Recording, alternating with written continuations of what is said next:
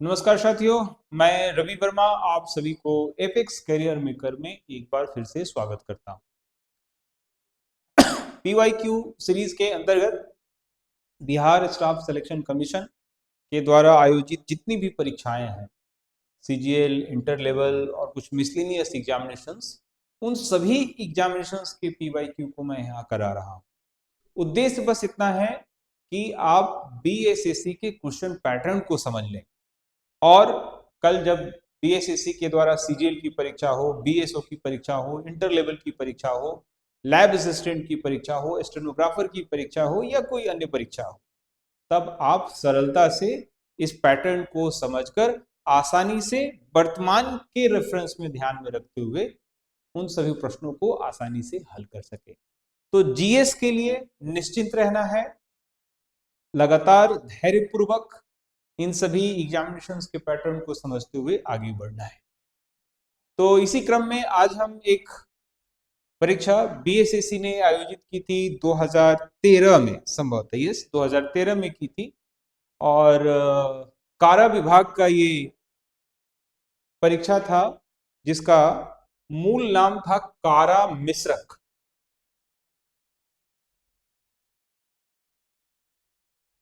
मूल नाम था कारा मिश्रक। मैं आपको बता दूं कि ये फार्मासिस्ट जो लोग होते हैं उनके लिए ये वैकेंसी थी। तो दो पेपर था, एक पेपर जीएस का था और एक पेपर जो था वो फार्मा का था। ठीक है, तो जाहिर सी बात है ये तो टेक्निकल हो गया। जीएस वाला जो हिस्सा है वो मैं आपको करा रहा हूँ। अब जैसे देखिए, एक परीक्षा होने वाली है लैब असिस्टेंट की। लैब असिस्टेंट में अब थोड़ा सा सिलेबस बदला है, लेकिन जीएस तो लगभग इसी स्तर का रहेगा जो यहाँ पर कारा विभाग का, कारा मिश्रक का आया था, ये कुछ इस तरीके का। ठीक है, तो चलते हैं बिना देर किए हुए, एक एक सवाल को देखते हैं। प्रश्न बहुत सरल पूछा था, तो मैं कोशिश करूंगा कि जो प्रश्न है उसे टॉपिक की तरह ट्रीट करूं, उससे संबंधित जो बातें हैं और भी बताऊं। जैसे पहला सवाल, भारत भारत के प्रथम प्रधानमंत्री कौन थे? तो भारत के प्रथम प्रधानमंत्री जो थे वो कौन थे? पंडित जवाहरलाल नेहरू थे। ठीक है, और ये अंतरिम सरकार, यानी जो 1946 में अंतरिम सरकार बनी थी उसमें भी ये प्रधानमंत्री थे। और उसके बाद से जब पहले इलेक्शन हुए 1951-52 में, उस समय भी ये इलेक्टेड पीएम हुए, उस समय चुनाव हुआ और ये प्रधानमंत्री बने। ठीक है, और ये 1964 तक बने, 1964 तक यानी मृत्यु तक रहे, और इसके बाद से लाल बहादुर शास्त्री बने। फिर लाल बहादुर शास्त्री के बाद इंदिरा गांधी। इस बीच में ध्यान रखिएगा कार्यवाहक प्रधानमंत्री भी बने, क्योंकि संजोग से लाल बहादुर शास्त्री का देहांत भी पद पे रहते हुए ही हो गया था, और प्रधानमंत्री अटल बिहारी वाजपेयी, प्रधानमंत्री जवाहरलाल नेहरू का भी पद पे रहते हुए ही देहांत हो गया था। ठीक है, चलते हैं अगले प्रश्न की ओर। भारत छोड़ो आंदोलन किस वर्ष हुआ था? तो भारत छोड़ो आंदोलन जो है वो 1942 में हुआ था। कहाँ हुआ था? 1942 में हुआ था। कहाँ से शुरू हुआ था? तो आपको महाराष्ट्र से शुरू हुआ था। ठीक है, भारत छोड़ो आंदोलन को अगर मिला दिया जाए तो गांधी जी के द्वारा तीन बड़े आंदोलन किए गए थे पूरी स्वतंत्रता संग्राम। सबसे पहला 1919 के बाद, 1919 के घटना के बाद असहयोग, असहयोग। ठीक है, उसके बाद से 1930 सविनय अवज्ञा, सविनय अवज्ञा। ठीक है, और फिर 1942,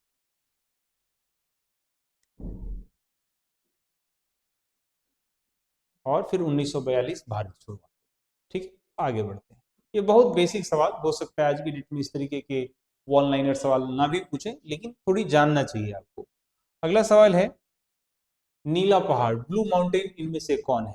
तो देखिए, नीलगिरी, नील, नील मतलब रंग और गिरी मतलब पहाड़, नीलगिरी उत्तर हो जाएगा। लेकिन ये क्यों होता है?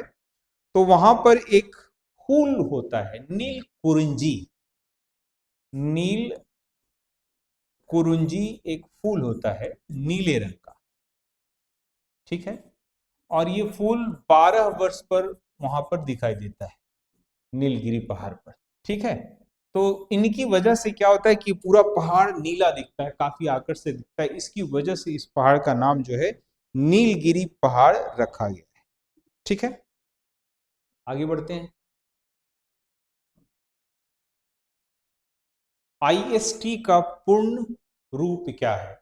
तो आपको पता होगा कि ग्रीनविच मेरिडियन टाइम जो है, जीएमटी जिसे बोलते हैं, वो जीएमटी जिसे ग्रीनविच मीडियन टाइम बोलते हैं, ये 0 डिग्री है। ठीक है। और आईएसटी जो इंडियन स्टैंडर्ड टाइम है, इंडियन स्टैंडर्ड टाइम वो 82.5 डिग्री है। इससे ये 5.5 घंटा आगे है। ठीक है, ये सारे सवाल के रूप में पूछता ही रहा है। और ये कहाँ से पार होता है? तो यूपी के प्रयागराज, पहले नैनी था, इलाहाबाद का नैनी, है ना, अब ये मिर्जापुर कहलाता है ये जगह। तो यहां से ये पार करता है। टाइमलाइन है ये, भारत का टाइमलाइन है। भारत का जो सबसे ईस्ट वाला हिस्सा है, भारत का जो सबसे ईस्ट का हिस्सा है, अरुणाचल प्रदेश, जिसका सबसे eastern part of the India जिसे हम कहते हैं वो है किबुथु, और जो गुजरात का है गुहार मोती, इन दोनों के बीच 2 घंटे का अंतर है। इस लिहाज से यहाँ पर अच्छा खासा टाइमलाइन का डिफरेंस है, लेकिन हम एक ही टाइमलाइन इस्तेमाल करते हैं, एक ही टाइमलाइन, वन टाइमलाइन हम लोग फॉलो करते हैं। आपको पता होगा कि फ्रांस एक ऐसा देश है, फ्रांस, जो 12 टाइमलाइन इस्तेमाल करता है, और फ्रांस सबसे ज्यादा है, और उसके बाद रशिया है। ठीक है, चलिए भारत के पास एक ही। चलिए आगे बढ़ते हैं। इनमें से कौन खिलाड़ी एथलीट नहीं है? एथलीट का मतलब होता है धावक, जो स्प्रिंटर्स होते हैं, इस तरीके का जो खेल ओपन खेलते हैं उनको कहते हैं। तो मिल्खा सिंह, आपको पता होगा, एक फिल्म भी बनी थी भाग मिल्खा भाग, दौड़ते 400 मीटर रिले में ये भाग लेते थे, है ना। लिएंडर पेश, पीटी उषा भी क्या है, धावक हैं, इन्हें उड़न पड़ी या पोली एक्सप्रेस कहते हैं। और नॉरिमन गिलबर्ट पिटचार्ट, ये भी धावक हैं। लिएंडर पेश जो है वो खिलाड़ी हैं टेनिस के, टेनिस के। ठीक है, तो लिएंडर पेस को छोड़कर ये सभी धावक हैं, एथलीट हैं। लिएंडर पेस को उत्तर हो जाएगा। आगे चलते हैं। भारत में महेश भूपति और लिएंडर पेस, ये दो बड़े नाम थे जो टेनिस में थे। भारत के किस राज्य का जनसंख्या घनत्व सबसे अधिक है? सबसे अधिक है, तो देखो उत्तर प्रदेश में जनसंख्या सबसे ज्यादा है, जनसंख्या सबसे ज्यादा है। ठीक है, बिहार का जनघनत्व सबसे ज्यादा है, जो सवाल पूछा। और ये कब? 2011 की जनगणना के अनुसार कितना है भाई? तो 1106 व्यक्ति प्रति वर्ग किलोमीटर, 1106 व्यक्ति प्रति वर्ग किलोमीटर। ठीक है, 1106 व्यक्ति जो है वो, पश्चिम बंगाल में 2001 की जनगणना के अनुसार जनघनत्व ज्यादा था, लेकिन अब नहीं, ये सबसे ज्यादा है।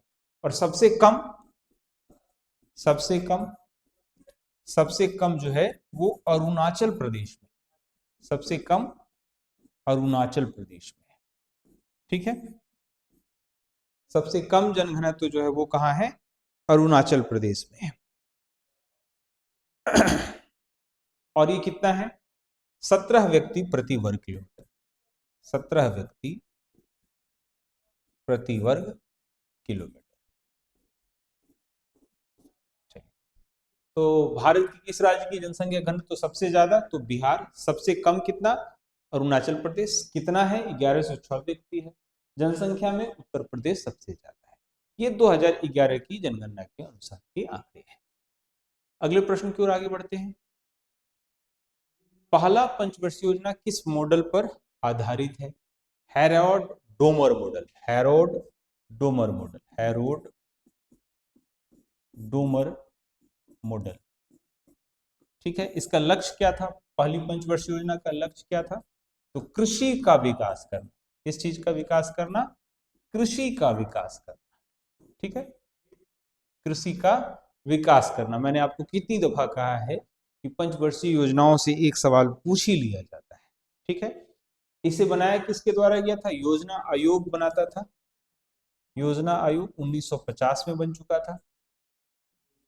योजना आयोग 1950 में ही ये बन चुका था। ठीक है, ये जो प्रथम पंचवर्षीय योजना है वो 1951 से 56 है। शुरुआत की जो 3 योजनाएं थी वो लगातार 5-5 साल की रही, 1951 से 56, 56 से 61, 61 से 66, और उसके बाद 3 साल का एक गैप था, 1966 से 67, 67, 68, 68। ठीक है, चलते हैं। दूसरा पंचवर्षीय योजना पीसी महालनोबिस मॉडल कहलाता है। हड़प्पा किस देश में स्थित है? तो हड़प्पा जो है, जिसे सिंधु घाटी की सभ्यता या हड़प्पा की सभ्यता कहते हैं, वो मूलतः पाकिस्तान में है। हड़प्पा जो स्थान है, हड़प्पा, मोहनजोदारो, मोहनजोदारो, ये क्या है? पाकिस्तान में है। कहाँ है? पाकिस्तान में। ठीक है, और आपको मैं बता दूं कि सिंधी भाषा में मोहनजोदारो का मतलब होता है, ये सिंधी भाषा है, इसमें मोहनजोदारो का शाब्दिक अर्थ होता है मृतकों का टीला, मृतकों का टीला। ठीक है, चलिए। ऐसे इंडस वैली सिविलाइजेशन, सिंधु घाटी की सभ्यता का जो विस्तार है, भारत, पाकिस्तान और अफगानिस्तान में है। अगर पाकिस्तान में जाएं तो पंजाब प्रांत है, सिंध प्रांत है। ठीक है, इन 2 जगहों पर है। अफगानिस्तान का सुर्तगोई है। भारत में है जम्मू कश्मीर, पंजाब, हरियाणा, राजस्थान, गुजरात, महाराष्ट्र और पश्चिमी उत्तर प्रदेश। ये सभी जो है वो भारत वाली हिस्से में है। चलिए आगे बढ़ते हैं। सूचना का अधिकार, सूचना का अधिकार अधिनियम कब पारित हुआ? तो जब जब से लोकतांत्रिक लोकतांत्रिक सरकारें बनी तो कितनी वो आम जनता के लिए बनी, ये एक बहस हमेशा रहा। तो सूचना का अधिकार जो है वो 2005 में लागू हुआ था, और थोड़ा स्पेसिफिक हो जाए तो ये 12 अक्टूबर को 12 अक्टूबर 2005 को लागू हुआ था। और थोड़ा स्पेसिफिक हो जाए तो ये तमिलनाडु और गोवा, तमिलनाडु तमिलनाडु और गोवा, तमिलनाडु और गोवा। ठीक है, तमिलनाडु और गोवा में ये सबसे पहली बार। अगले प्रश्न की ओर। इनमें से कौन प्राथमिक क्षेत्र से संबंधित नहीं है? तो आर्थिक क्रिया, आर्थिक क्रिया जो है 3 हिस्सों में बांटी गई। इकोनॉमिक एक्टिविटी को हम लोग 3 हिस्सों में बांटते हैं। ठीक है, 3 हिस्सों में बांटते हैं, प्राथमिक, द्वितीयक और तृतीयक। ठीक है, तो जो भी नेचर से हम डायरेक्टली प्राप्त करते हैं, जैसे खेत से, कृषि कृषि या खेती एक ही बात हो गई, वानिकी हो गई, फॉरेस्ट जिसको आप कहते हैं, मत्स्य पालन हो गया या खनन हो गया। ठीक है, कृषि, वानिकी, मत्स्य, खनन, ये सब क्या है? प्राथमिक है। ठीक है, द्वितीयक में जितनी भी मैन्युफैक्चरिंग, उत्पादन का काम होता है, और तृतीयक जिसे सेवा क्षेत्र भी कहते हैं, जैसे बैंकिंग, इंश्योरेंस। तो इस पे जो देखेंगे तो वन, खनन, कृषि तो प्राथमिक का उदाहरण है, बैंकिंग जो है वो सेवा या टर्शियरी, तृतीयक का उदाहरण है। बहुत ही सरल प्रश्न पूछा है। तो यदि आप स्टेनोग्राफी पोस्ट के लिए जा रहे हैं, यदि आप लैब असिस्टेंट जैसी परीक्षा के लिए जा रहे हैं, तो जीएस लगभग इसके आसपास आना चाहिए। ठीक है, चलते हैं अगले प्रश्न की ओर। अंतर्राष्ट्रीय मजदूर दिवस कब मनाया जाता है? तो अंतर्राष्ट्रीय मजदूर दिवस जो है 1 मई को मनाया जाता है। अंतर्राष्ट्रीय मजदूर दिवस काफी पॉपुलर है। मजदूर दिवस, आपको मैं बता दूं कि मजदूरों के अधिकार को सुनिश्चित करने के लिए संयुक्त राष्ट्र संघ का एक संगठन भी है, ILO, जिसको बोलते हैं international labour organisation. International international labour organisation जिसका हेडक्वार्टर है लंदन। लंदन, ठीक है, इसका हेडक्वार्टर है लंदन। चलिए आगे बढ़ते हैं। इनमें से किस राज्य की साक्षरता दर सर्वाधिक है? साक्षरता दर सर्वाधिक है, याद रहे ये 2011 के सेंसस से पूछा है। तो केरल, जिसकी साक्षरता दर 94%, केरल जिसका साक्षरता दर एक्यूरेटली मैं आपको बता दूं तो 94% है, ठीक है। बिहार सबसे कम, बिहार 61.8%, सबसे कम, सबसे कम, ठीक है। लेकिन मैं आपको बता दूं कि बिहार का जो ये 61.8 नजर आता है 2011 में, 2001 से 11 में इतना सुधार करने वाला भी ये सबसे ज्यादा राज्य था। सबसे ज्यादा साक्षरता प्रतिशत जो है यहाँ पर नजर आई थी 2011 में। भारत पूरे देश की जो साक्षरता था वो 73% था, ठीक है। चलिए ये कुछ आंकड़े हैं जो बार बार आपको दोहराने चाहिए, सवाल पूछे जाते रहे। चलते हैं अगले प्रश्न की। दार्जिलिंग, दार्जिलिंग का क्या प्रसिद्ध है? तो दार्जिलिंग का चाय बहुत प्रसिद्ध है। दार्जिलिंग का चाय बहुत प्रसिद्ध है।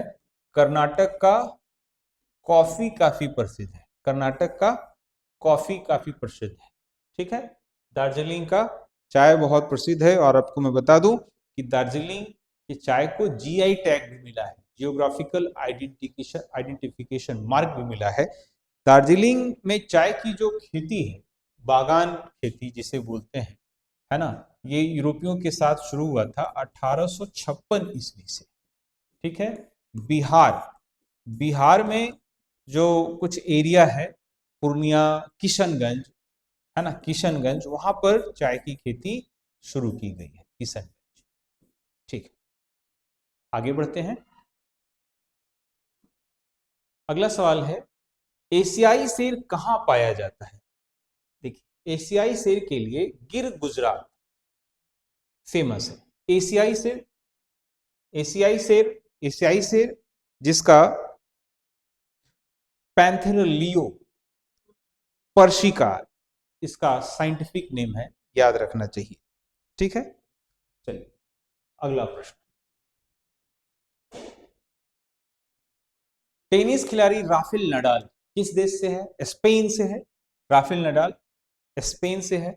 मैं आपको बता दूं कि टेनिस के 4 प्रमुख कप होते हैं, ऑस्ट्रेलियाई ओपन, विंबलडन,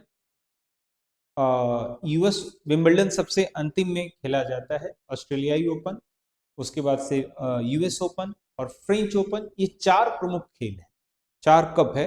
तो राफेल नडाल जैसे खिलाड़ी अब तो ये संन्यास ले चुके, नहीं तो ये लोग लगातार जीतते रहते थे, ठीक है। चलिए काफी प्रसिद्ध खिलाड़ी हैं टेनिस के। इन्फोसिस का अध्यक्ष नवंबर 2013 में कौन? तो इन्फोसिस क्या है भाई? तो आईटी कंपनी है।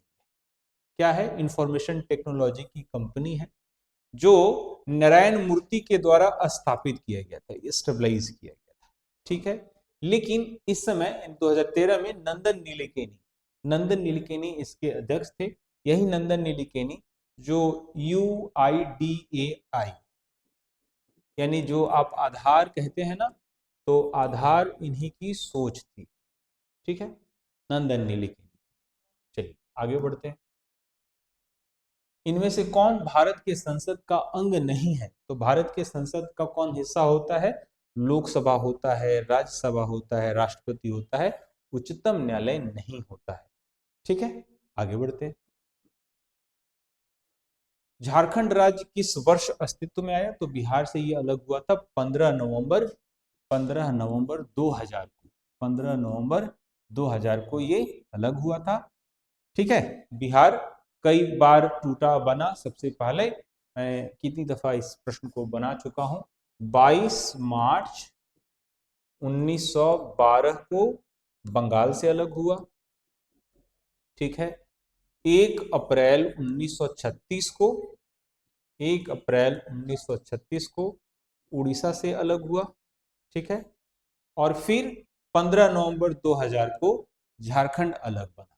अभी वर्तमान का जो बिहार है 94,163 वर्ग किलोमीटर बिहार का क्षेत्रफल है। ठीक है। और लगभग जो अविभाजित बिहार था उसका ये 55% है, 55% है। और जो झारखंड बना, झारखंड अविभाजित बिहार का लगभग 45%। इसमें 38 जिले हैं, 38 जिले हैं जिनकी संख्या अब बढ़ने वाली है। ठीक है, ये कुछ बेसिक है। चलिए आगे बढ़ते हैं। इनमें से कौन पारसियों की किताब है? पारसियों की किताब है, ये सभी जो है ना वो धार्मिक किताब है।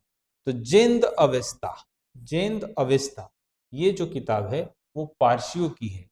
और ये अवेस्ता जो है एक भाषा है जिसका समकालीन पुस्तक, जिसका समकालीन भाषा माना जा सकता है, वो समकालीन भाषा जो है वो ऋग्वैदिक है, ऋग्वैदिक भाषा, ऋग्वैदिक, ऋग्वैदिक।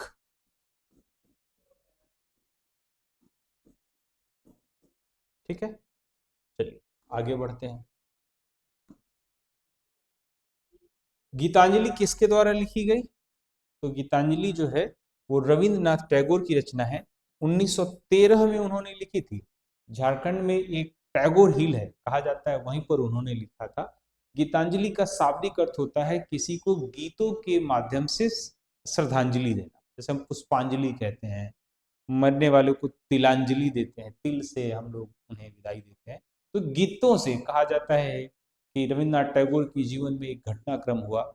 उनके घर में जो उनके बिलव्ड वन थे, जैसे उनके बच्चे, उनकी पत्नी का देहांत हो गया जिससे वो टूट गए थे, तो उन लोगों को उन्होंने गीत के माध्यम से श्रद्धांजलि दिया था। तो ये पुस्तक आगे जाकर काफी पॉपुलर हुई और 1913 में उन्हें नोबेल पुरस्कार भी इसे मिला था, नोबेल मिला था साहित्य का। और ये पहले एशियाई भी थे, पहले एशियाई भी थे, पहले एशियाई। ठीक है, आगे बढ़ते हैं। अगला प्रश्न है, गुरु गोविंद सिंह कौन थे? अब देखिए बिहार की परीक्षा में ये लगातार पूछता ही रहता है ना। तो गुरु गोविंद सिंह जो थे वो सिखों के 10वें गुरु थे। पटना साहिब में इनका जन्म हुआ था, पटना साहिब में 1666 ईस्वी में हुआ था, 1666 ईस्वी में हुआ था। ये 10वें ग्रंथ के लेखक थे, सही है। खालसा, खालसा का मतलब होता है शुद्ध, खालसा पंथ के ये, और ये देखा जाए तो ये सभी बात अप्लीकेबल है। खालसा पंथ, इन्होंने पांच ककार, पांच ककार सिखों के लिए इन्होंने अनिवार्य किया था। कंघा, केस, कृपाण, है ना। ठीक है, इन्होंने पांच चीजों को जो था वो किया था, केश, कंघा, कड़ा, कच्छा और कृपाण, पांच क, पांच क। ठीक है, इन्होंने अनिवार्य किया था। ठीक, चलते हैं। भारतीय सेना का पहला भूमि सेनाध्यक्ष कौन था या थल सेनाध्यक्ष कौन था, है ना, पहला? तो जनरल के एम करियप्पा थे। आपको मैं बता दूं कि इन्हें आगे जाकर, इन्हें आगे जाकर, मैं ठीक ही लिख रहा था, फील्ड मार्शल, फील्ड मार्शल की भी उपाधि मिली थी के एम करियप्पा। ये पहले भारतीय थे। ठीक है, चलिए, ये जीएस भारत में प्रथम ऐसे करके पूछा जाता है ना। डूरंड कप किस खेल से संबंधित है? तो डूरंड कप फुटबॉल से संबंधित है। ये बहुत प्राचीन, मतलब बहुत पुराना ट्रॉफी में से एक माना जाता है फुटबॉल का। अगला सवाल है, मिल्खा सिंह 1960 ईस्वी के ओलंपिक में किस स्थान पर थे? मैं आपको बताऊं कि 400 मीटर में वो भाग ले रहे थे, वो चौथे स्थान पर थे, चौथे स्थान पर थे। ठीक है, चलिए अगले सवाल की ओर चलते हैं। मेधा पाटकर इनमें से किस परियोजना के साथ जुड़ी हुई थी? तो मेधा पाटकर जो है ना वो नर्मदा बचाओ आंदोलन, नर्मदा, नर्मदा बचाओ आंदोलन, आपको पता ही होगा कि नर्मदा नदी जो है वो अरब सागर में गिरती है। अरब सागर में गिरती हैं और गुजरात, राजस्थान राज्य को कवर करती है। और इसी पर बनाया जा रहा था सरदार सरोवर परियोजना। इसकी वजह से बहुत सारे जो आदिवासी लोग थे वो विस्थापित हो रहे थे, तो उनकी विस्थापना को रोकने के लिए इन्होंने एक लंबी लड़ाई लड़ी थी। मेधा पाटकर को सरदार सरोवर परियोजना से जोड़कर देखा। ठीक है, अगले प्रश्न की ओर बढ़ते हैं। कथकली नृत्य शैली किस राज्य की है? देखिए, कथकली जो है, कथकली जो नृत्य शैली है वो केरल से है। कथकली जो है वो केरल से है ना। और मैं आपको बता दूं कि यहाँ पर जो महाभारत और रामायण के जो पात्र हैं, कहानियां हैं, महाभारत एवं रामायण की जो कहानियां हैं, उनको इस नृत्य के माध्यम से दर्शाया जाता है। एक एक और नृत्य का शैली है, इसको बोलते हैं कथक। मतलब लिटरली जिसका मतलब होता है कहानी को कहना। ये उत्तर प्रदेश की एक नृत्य है। तो अलग अलग राज्यों के नृत्य हैं, वो भी पूछा जाता है। ठीक है, अगला, यूएनओ का मुख्यालय कहाँ है? यूएनओ 24 अक्टूबर 1945 को बना हुआ था और इसका हेडक्वार्टर न्यूयॉर्क के यूएसए। पहला सवाल। ठीक है, आगे बढ़ते हैं।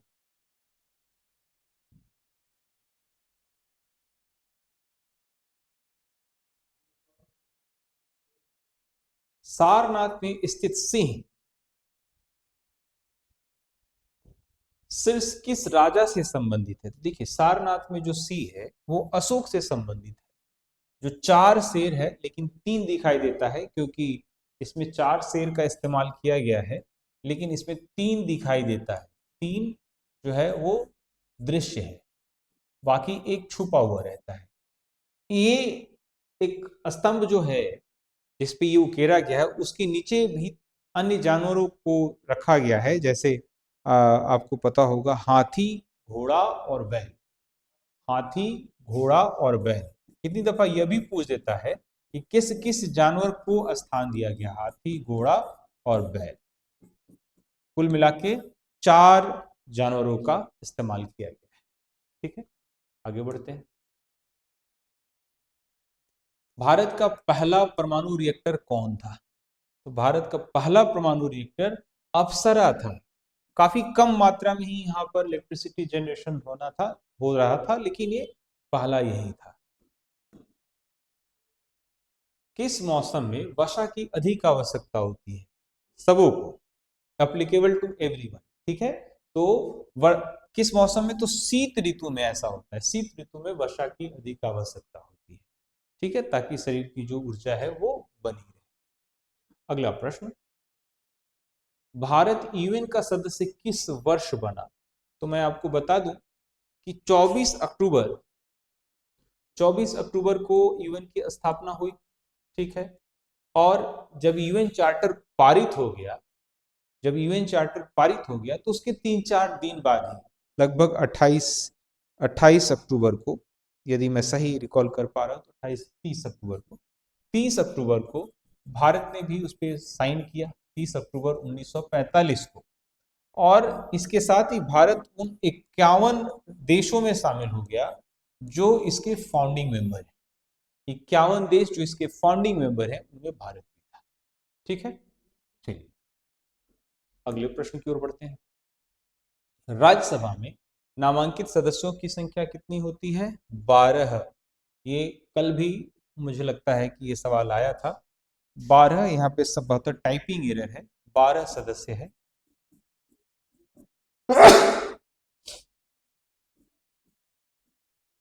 12 सदस्य पूछे जाते हैं जिनका संबंध कला, साहित्य, समाज सेवा, विज्ञान और खेल। आपको मैं बता दूं, खेल से भी सचिन तेंदुलकर को राज्यसभा का नॉमिनेटेड मेंबर बनाया गया था। और अभी कुछ दिन पहले मैरी कॉम जो मुक्केबाज हैं, उन्हें भी राज्यसभा का नॉमिनेटेड मेंबर बनाया गया था। ठीक है, चलिए आगे बढ़ते हैं। राज्यसभा की सदस्यता कितने वर्षों की होती है? तो राज्यसभा अपर हाउस कभी डिसॉल्व नहीं होता है, ये 6 साल के लिए कार्यकाल होता है और प्रत्येक 2 वर्ष पर 1/3 सदस्य, प्रत्येक 2 वर्ष पर 1/3 सदस्य, 1/3 सदस्य रिटायर हो जाते हैं। ठीक है, तो लगातार चुनाव की प्रक्रिया चलती रहती है, कि कभी डिसॉल्व नहीं होता है। खेल का जमीन जहां क्रिकेट खेला जाता है उसको पिच कहते हैं और ये 22 गज का होता है। कितने का होता है बाबू? 22 गज का होता है, 22 गज का होता है। ठीक है, जैसे टेनिस कोर्ट पर खेला जाता है इस तरीके से। पृथ्वी की सतह पर कितना प्रतिशत पानी का होता है? तो 2/3 है, लगभग 29% जमीन है, 29% जमीन है और 71% जल है। ठीक है, इस जल में 97% से ज्यादा खारा जल है, समुद्री, पीने लायक नहीं है और मात्र 2 से 3% जल जो है वो पीने योग्य है। इसे यह पानी जो है वो खारा जल नहीं है बल्कि पीने योग्य है।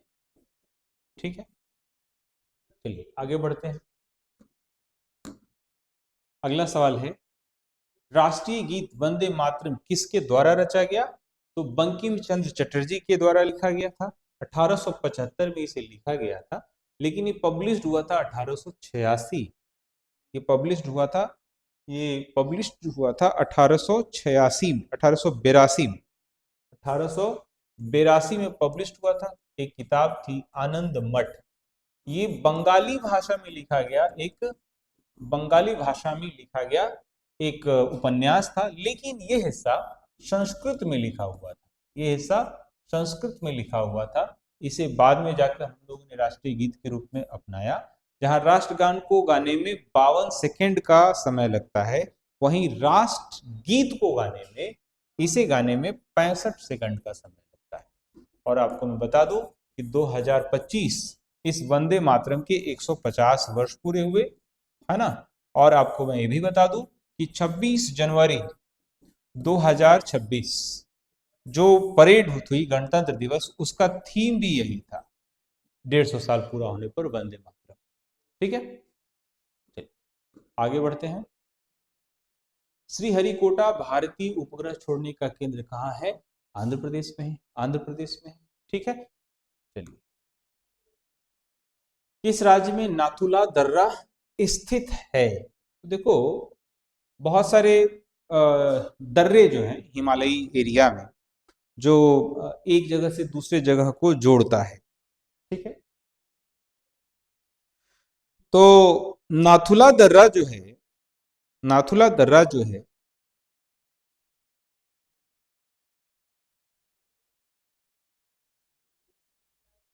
नाथुला दर्रा जो है वो सिक्किम में स्थित है, सिक्किम में। ठीक है, चलिए आगे बढ़ते हैं। जोजिला दर्रा को नहीं जोड़ता, ये भी बड़ा इंटरेस्टिंग है।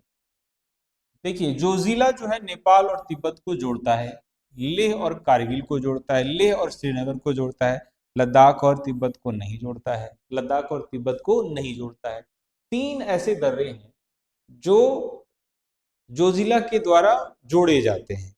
आपको मैं बता दूं कि लद्दाख और तिब्बत को चांगला दर्रा, जम्मू श्रीनगर को बनिहाल दर्रा और भारत और नेपाल को लिपु लेख दर्रा जोड़ता है। ठीक है, चलिए आगे बढ़ते हैं।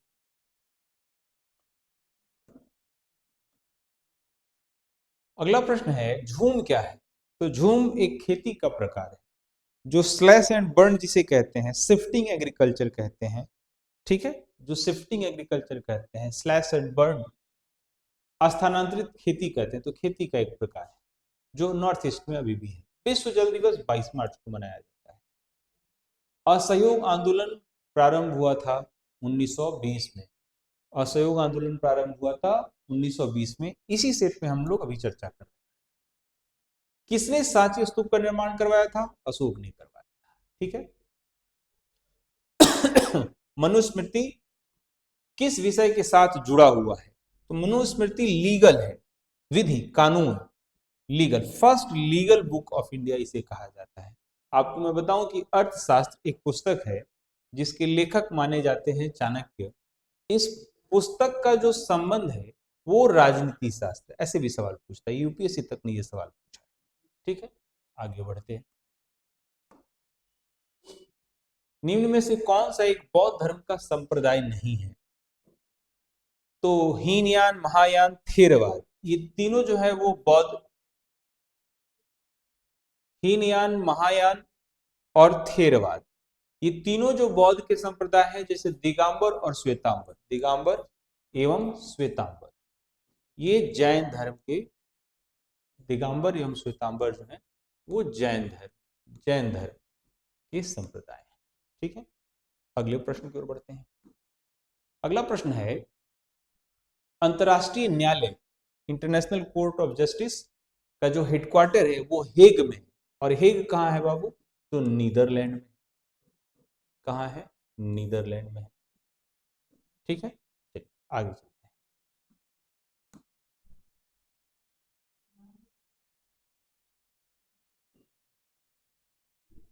कौन आयुर्वेद के जनक के रूप में जाना जाता है? चरक को आयुर्वेद के जनक के रूप में चरक, इनकी किताब ही है चरक संहिता, इनकी एक पुस्तक है चरक संहिता।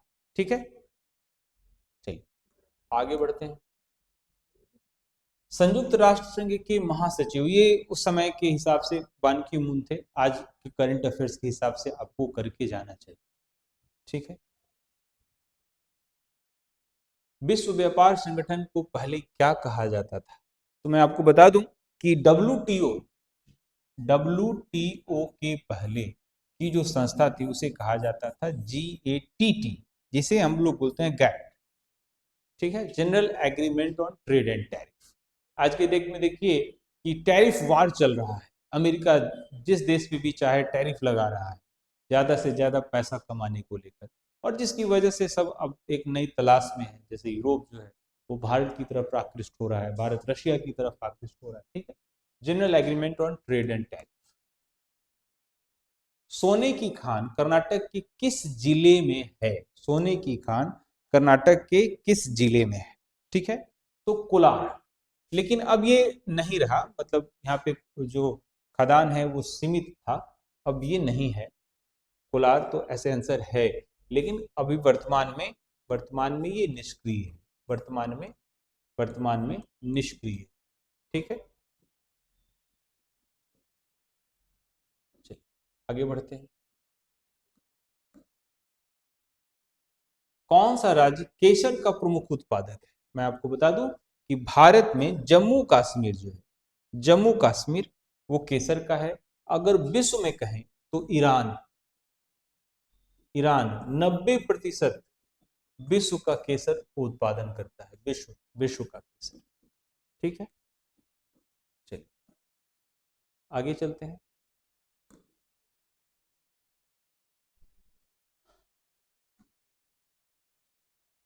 किन्हें द्रोणाचार्य पुरस्कार दिया जाता है? तो द्रोणाचार्य पुरस्कार जो है वो सर्वश्रेष्ठ खेल प्रशिक्षक को दिया जाता है, सर्वश्रेष्ठ खेल पुरस्कार, खेल प्रशिक्षक को। मैं आपको बता दूं, मेजर ध्यानचंद खेल रत्न पुरस्कार, जिसका नाम राजीव गांधी खेल पुरस्कार था, मेजर ध्यानचंद खेल रत्न पुरस्कार इस क्षेत्र का सबसे बड़ा पुरस्कार है, लाइफ टाइम अचीवमेंट जैसा है।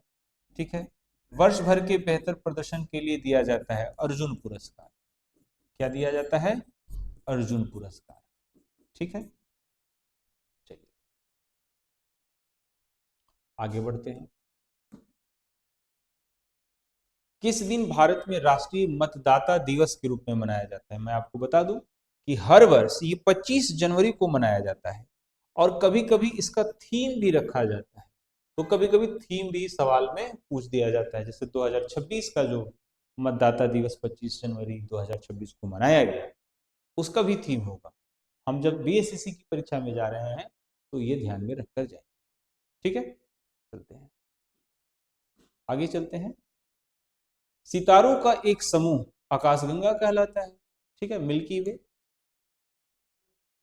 हैली धूमकेतु 76 वर्षों में दिखाई देता है। हैली धूमकेतु 1984-86 के आसपास नजर आया था, अब ये जो है वो 76 वर्ष 86 में नजर आया था, अब 2062 में नजर आएगा।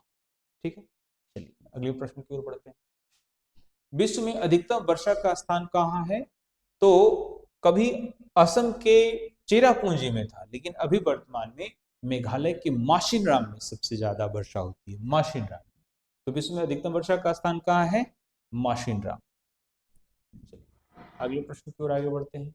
भारत के निम्नलिखित राष्ट्रपतियों में से कौन बिहार में जन्म लिए हुए थे? तो भारत के प्रथम राष्ट्रपति जो हैं वो बिहार में जन्मे थे, डॉक्टर राजेंद्र प्रसाद सिवान के जीरादेई में जन्मे थे।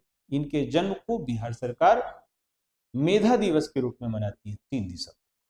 ठीक है, चलिए आगे बढ़ते हैं। पोंगल किस राज्य का एक प्रमुख त्योहार है? तमिलनाडु का। और ये कृषि से जुड़ा हुआ है। जिस समय पूरे उत्तर भारत में जैसे 14 जनवरी को यहाँ पर मकर संक्रांति मनाया जाता है, उस समय तमिलनाडु में ये मनाया जाता है। चलते हैं अगले प्रश्न की ओर। ऑस्कर 2013 में सर्वश्रेष्ठ फिल्म पुरस्कार किसे? आर्गो को मिला था। आपको वर्तमान में 2025 का जो है उसे देखकर जाना चाहिए। किसान बाबूराव एक सामाजिक कार्यकर्ता थे। अन्ना हजारे के लिए इस्तेमाल किया जाता है। अन्ना हजारे जो है वो एक मूवमेंट किए थे 2013 के आसपास रामलीला मैदान में भ्रष्टाचार के खिलाफ, और इनके द्वारा जो एक प्रयास किया गया है राइट टू रिकॉल को लेकर, वो भी बहुत फेमस है ना। और लोकपाल का श्रेय दिया जाता है अन्ना हजारे। बांदीपुर नेशनल पार्क कहाँ है? बांदीपुर नेशनल पार्क कहाँ है, ये सवाल है। बांदीपुर नेशनल पार्क जो है वो कर्नाटक में है। ठीक है, आगे बढ़ते हैं। बिहार सरकार ने अगले 1 वर्ष के लिए सभी उत्पादों की बिक्री और निर्माण निषिद्ध किया है। तो तंबाकू, तंबाकू और ये शुरुआत थी, आगे जाकर बिहार में क्या हो गया? शराबबंदी भी हो गई। ठीक है, आगे बढ़ते हैं। मंगल ग्रह के लिए भारतीय अंतरिक्ष यान का नाम क्या रखा गया है? तो मंगल ग्रह के लिए मंगलयान रखा गया है, और यही आगे जाकर शॉर्टकट बना हुआ था Mars on mission. Mars on mission ये इसरो का एक सफल अभियान रहा। इसरो का ये सफल अभियान रहा, सफल अभियान रहा मार्स ऑन मिशन, मंगलयान। ठीक है, चलिए आगे बढ़ते हैं। राष्ट्रीय तंबाकू नियंत्रण अभियान के लिए ब्रांड एम्बेसडर किसे बनाया गया? तो राहुल द्रविड़ को बनाया गया था, राहुल द्रविड़ को 2013 में। आगे बढ़ते हैं।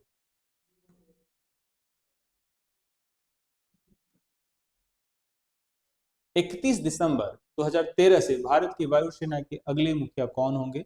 तो ये भी उस समय के करंट अफेयर से जुड़ा हुआ था, इनके ब्राउन थे। कुल मिलाकर देखा जाए तो 65 प्रश्न जीएस के थे, और इसमें बहुत सारे प्रश्न बहुत ही हल्का कहा जा सकता है, वन लाइनर है, इंफॉर्मेशन बेस्ड है।